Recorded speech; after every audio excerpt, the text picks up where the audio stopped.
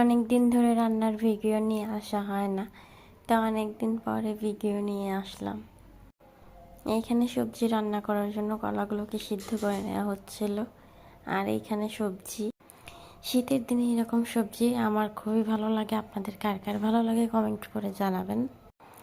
এইখানে অনেক রকমের সবজি ছিল, মিষ্টি কুমড়া, তারপরে ফুলকপি, পাতাকপি, তারপরে হচ্ছে আলু, শসা, বরবটি, তারপর ছিল হচ্ছে মূলা, এখানে সিম ছিল, বেগুন ছিল, গাজর ছিল, তারপর হচ্ছে আরও অনেক সবজি ছিল যেগুলো নাম আমি মনে করতে পারছি না। তারপরে ডাল ছিল 3-4 রকমের। আর এখানে হচ্ছে ফুলকপিগুলো কেটে নেওয়া হয়েছে। এটা শোল মাছ দিয়ে রান্না করা হবে। একদম ফ্রেশ তরতাজা টাটকা ফুলকপি, দেখতেই অনেক বেশি ভালো লাগতেছে। ফুলকপির সাথে এই নতুন আলু আর এই যে ফুলকপির ডাঁটিগুলো এটাও দেওয়া হবে। এইটা আমার বাসার সবাই খুব পছন্দ করে, আমার অনেক বেশি ভালো লাগে। আর নতুন আলুর মধ্যে লাল আলুটা আমার অনেক বেশি ভালো লাগে। সাদা আলুর চাইতে লাল আলুর স্বাদ অনেক বেশি।